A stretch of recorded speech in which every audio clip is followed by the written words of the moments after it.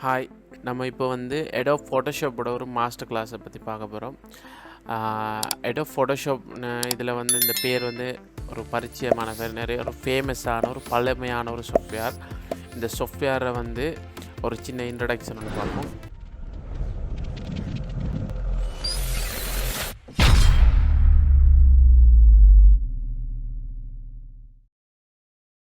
Adobeன்றது வந்து Adobe, அதாவது Adobeன்னு உச்சரிப்பாங்க. இந்த Adobeன்றது வந்து ஒரு அமெரிக்காண்ட ஒரு சாஃப்ட்வேர் கம்பெனி. இது வந்து முழுக்க க்ரியேட்டிவிட்டியான சாஃப்ட்வேர்ஸ்.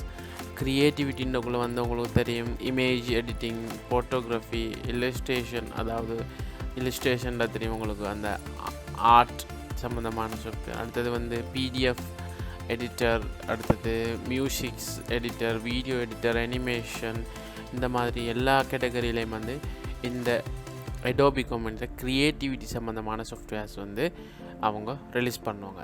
அதில் வந்து அவங்க ஒவ்வொரு கம்பெனியை தான், அதாவது ஒரு சாஃப்ட்வேர் பேக்கேஜஸை தான் ரிலீஸ் பண்ணுவாங்க. அதில் அவங்க வந்து லாஸ்ட்டாக ரிலீஸ் பண்ண பேக்கேஜ் வந்து கிரியேட்டிவ் க்ளவுட், Adobe Creative Cloudன்ற இந்த சாஃப்ட்வேர் கேட்டகரி தான் வந்து அவங்க லாஸ்ட்டாக ரிலீஸ் பண்ணது. கிரியேட்டிவ் க்ளவுடுன்ற இந்த சாஃப்ட்வேர் கேட்டகரிக்கு கீழே இருக்கிற சாஃப்ட்வேர்ஸ் தான் வந்து இந்த இருக்குது பாருங்கள்.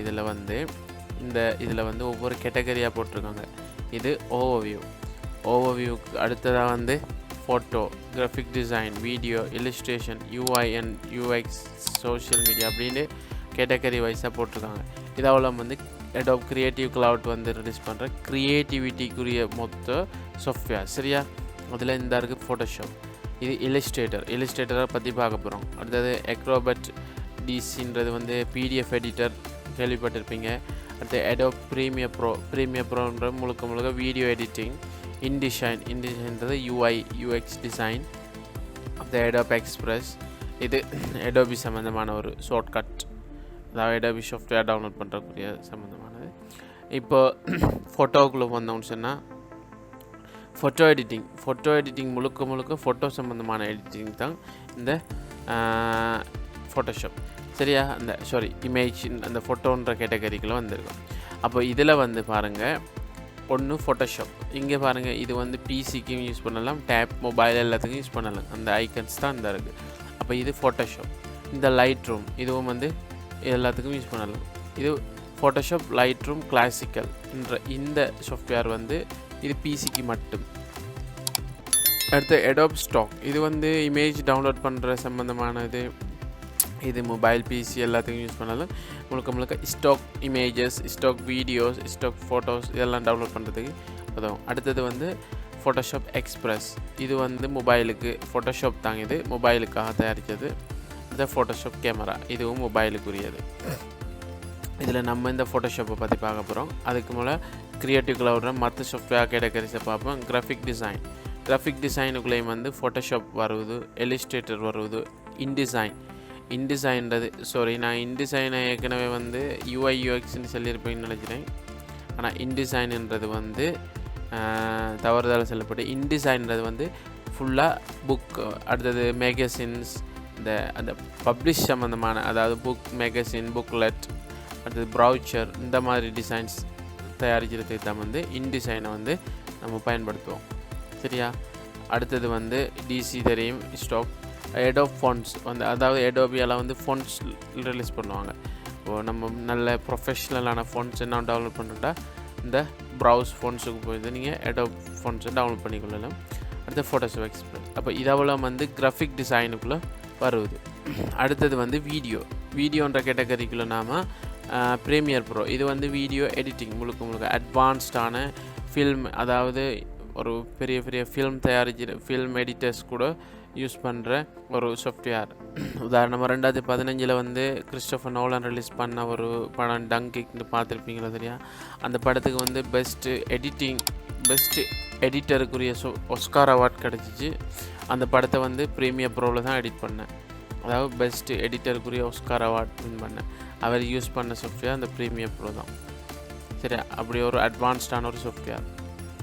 அடுத்தது வந்து Adobe ஆஃப்டர் எஃபெக்ட்ன்றது வந்து இதுவும் வந்து VFX, அனிமேஷன், இந்த மாதிரி விஷயங்களுக்கு பயன்படுத்த. VFX இப்போ உதாரணமாக அட்வான்ஸ்ட் விஎஃப்எக்ஸ்க்குள்ளே வந்து உங்களுக்கு தெரியும் பெரிய பெரிய ஃபில்ம் எடிட்டிங் பார்த்துருப்பீங்க. இப்போது மாவல்ற படங்களில் வந்து அந்த விஷுவல் எஃபெக்ட்ஸ், அந்த பெரிய பில்டிங் கிராஷ், இந்த பாம் பிளாஸ்ட், ஆக்சிடென்ட், இந்த மாதிரியான பெரிய பெரிய விஎஃப்எக்ஸ் தயாரிச்சதுலேருந்து மோஷன் கிராஃபிக்ஸ், கார்ட்டூன், அனிமேஷன், இந்த மாதிரி எல்லா விஷயங்களையும் வந்து ஆஃப்டர் எஃபெக்டில் செய்யலாம். ஆடிஷன்றது வந்து ஃபுல்லாக voice editing, sound, voice over, sound mixing, இந்த மாதிரியான விஷயங்களை ஆடிஷனில் செய்கிறேன். அனிமேட்ஸ்ன்றது வந்து சீன் அனிமேஷன், அதாவது கார்ட்டூன் அனிமேஷன், சீன்ஸ், அதாவது கேமுக்குரிய, பேனருக்குரிய, கார்ட்டூன்ஸுக்குரிய வந்து இதில் பார்த்தீங்கன்னா விளங்கு. சீனுக்குரிய எடிட்டிங், அதாவது சீன்ஸ்னால் நான் உங்களுக்கு விளங்கு தானே. இப்போ இந்த கேரக்டர் அனிமேட்டர்ன்றது வந்து இதுவும் ஒரே விஷயந்தான். ஆனால் இதில் வந்து நம்ம பேக்ரவுண்ட் சீன்ஸ், அந்த கார் சீன்ஸ், அந்த மாதிரி கார்ட்டூன் சீன்ஸை க்ரியேட் பண்ணுவோம். இதில் வந்து தனியாக கேரக்டரை அனிமேட் பண்ணுவோம்.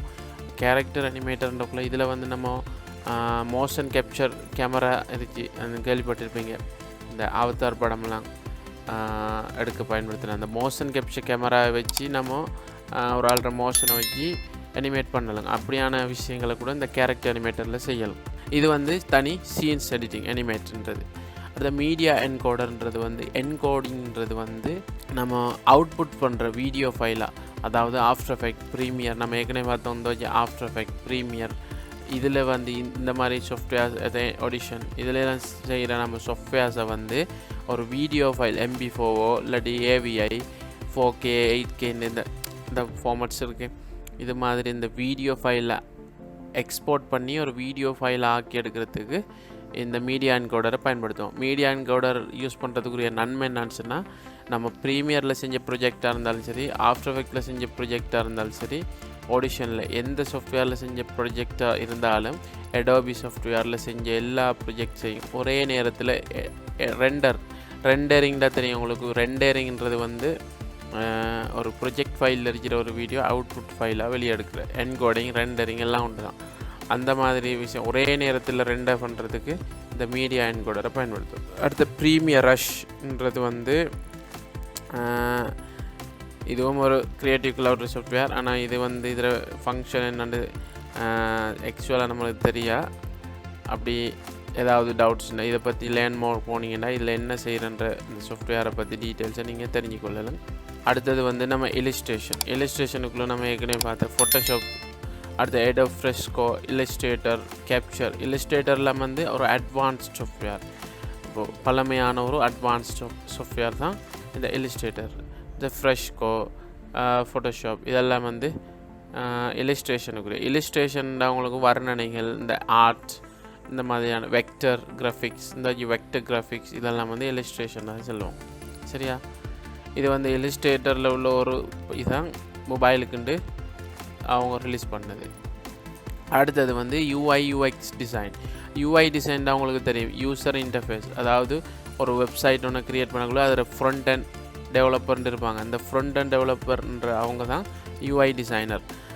அந்த இப்போ உதாரணமாக இந்த வெப்சைட் எடுத்திங்கன்னா, இப்போ இந்த லோகோ இங்கே இருக்கணும், இந்த பட்டன் இதில் இந்த மார்க் இதுக்குள்ள இந்த கேட்டகரிஸ் இருக்குது, இந்த மாதிரி ஒரு விண்டோ உருவாகணும். இதை வந்து கோடிங் மூலமாக இவங்க க்ரியேட் பண்ண மாட்டாங்க, டிசைனர் தான் இவங்க. அதாவது டிசைன் பண்ணுவாங்க. இப்போ இந்த பட்டன் இங்கே இருக்கணும், இந்த ஃப்ரீ ட்ரையல்ன்ற இந்த பட்டன் இங்கே இருக்கணும், இந்த பை நவ் இங்கே இருக்கணும், இப்போ இந்த கேட்டகரிஸ் இங்கே இருக்கணும், இங்கே இந்த லைன், இந்த கலர்ஸ், இந்த தீம்ஸ் இதெல்லாம் வந்து டிசைன் பண்ணுறவங்க தான் UI/UX designer, front and developers. சரியா? அப்போ அது சம்மந்தமான விஷயம். அதில் வந்து மெயினான விஷயம் Adobe XD. இந்த Adobe XDயில் நீங்கள் இந்த இதில் பார்த்தீங்கன்னா design incredible experiences for website, apps, games எல்லாத்துக்கும் வந்து இன்டர்ஃபேஸ், யூசர் இன்டர்ஃபேஸை க்ரியேட் பண்ணுறது. இப்போ இதில் வந்து நம்ம க்ரியேட் பண்ண ஒரு ப்ரொஜெக்டை வந்து நம்ம SVG ஃபார்மேட்டில் எக்ஸ்போர்ட் பண்ணி டெவலப்பர்ஸ்ட்டை கொடுத்தா, பேக்கெண்ட் டெவலப்பர்ஸ்ட்டை கொடுத்தா அவங்க ஈஸியாகவே இதை வச்சு கோடிங் பண்ணிக்கொள்வாங்க. அப்போது அந்த விஷயங்களை வந்து இந்த UI/UX டிசைனில் நம்ம செய்யலாம். அடுத்தது சோஷியல் மீடியாவிலேயே எல்லாம் வந்து கேட்டகரைஸ் பண்ணியிருக்காங்க, ஒரே சாஃப்ட்வேர்ஸ் தான். அப்போ நீங்கள் பார்த்தீங்கன்னா வழங்கு இந்த Adobe Creative Cloudல வந்து நீங்கள் Adobe Creative Cloud என்ன எல்லா கொஷின்ஸுக்கும் உங்களுக்கு வந்து இங்கே விளக்கங்கள் இருக்குது, நீங்கள் பார்த்து வாசிக்கொள்ளும். பேசிக்கான ஐடியாஸ் இதான். Adobe Creative Cloud ஒரு சாஃப்ட்வேர் பேக்கேஜஸ் கீழே இருக்கிற ஒரு ஃபேமஸான சாஃப்ட்வேர்ஸ் தான் இதாகலாம். நீங்கள் வந்து இப்போது ஒவ்வொரு கேட்டகரிக்கும் வேறு சாஃப்ட்வேர். இப்போ க்ரியேட்டிவிட்டி, நீங்கள் ஒரு கிராஃபிக் டிசைனராக இருந்தால், இல்லாட்டி நீங்கள் ஒரு வீடியோ எடிட்டராக இருந்தால், இல்லாட்டி ஒரு வீடியோ அனிமேட்டராக நீங்கள் இருந்தால், கார்ட்டூன் அனிமேட்டராக நீங்கள் இருந்தால், நீங்கள் வேறு சாஃப்ட்வேரை ஒன்றும் யூஸ் பண்ணவே தேவையில்லை. என்னை பொறுத்த வரைக்கும் Adobe இந்த சாஃப்ட்வேர் பேக்கேஜஸ் நீங்கள் போட்டிங்களா இருந்தால் உங்களுக்கு இதுவே போதும். அப்படி ஒரு அட்வான்ஸ்டான ஒரு சாஃப்ட்வேர் பேக்கேஜஸ் தான் இந்த Adobe இந்த Creative Cloud சாஃப்ட்வேர் பேக்கேஜஸ். சரியா? இப்போ இதில் வந்து இப்போ நம்ம பார்க்க போகிறோம் Adobe Photoshop. இது வந்து Adobe Photoshop CC 2021 லாஸ்ட்டாக லான்ச் பண்ண வெர்ஷன். இப்போ இந்த சாஃப்ட்வேரை நீங்கள் எடுக்க போகிறீங்களா இருந்தால் இங்கே உங்களுக்கு ஃப்ரீ ட்ரையல் கொடுத்தீங்கன்னா ஃப்ரீ ட்ரையல் டவுன்லோட் ஆகும். அப்படி இல்லையா நீங்கள் பை பண்ணலுங்க. பை பண்ணுறதுக்கு உங்களுக்கு $20 ஸ்டார்ட் ஆகுது. இப்போ இது இல்லாமல் நீங்கள் வந்து ஒரு சிம்பிளாக வந்து இப்போது இது தேவையில்லை, எங்களுக்கு நாங்கள் சல்லி கொடுத்தெல்லாம் யூஸ் பண்ணலாம், க்ரைக் வெர்ஷன் தான் பாவிக்க போகிறோம் அப்படின்னு சொன்னீங்கன்னா அதுக்கு சில க்ரைக் வெப்சைட்ஸ் இருக்குது.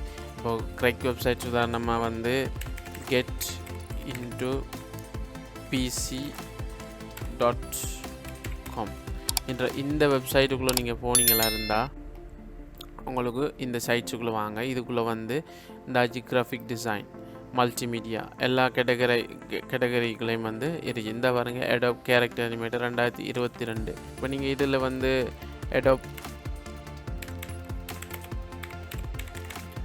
2020 இந்த இருக்குது 2020 Adobe Photoshop உங்களுக்கு தேவைன்னு சொன்னால் இங்கே நீங்கள் டவுன்லோட் பண்ணிக்கொள்ளலாம். 1.8 GB தான் இதான் ஃபைல் சைஸ். உங்களுக்கு ரெக்வயர்மெண்ட் அதாவது சிஸ்டம் ரெக்வயர்மெண்ட் கேட்டிருக்காங்க. ஆப்ரேட்டிங் சிஸ்டம் Windows 10க்கு மேலே இருக்கணும். உங்களோட ரேம் அடுத்தது வந்து உங்களோட ரேம் வந்து மினிமம் 4 GB இருக்கணும். ஹார்ட் டிஸ்கில் வந்து மினிமம் 3 GB ஸ்பேஸ் இருக்கணும்.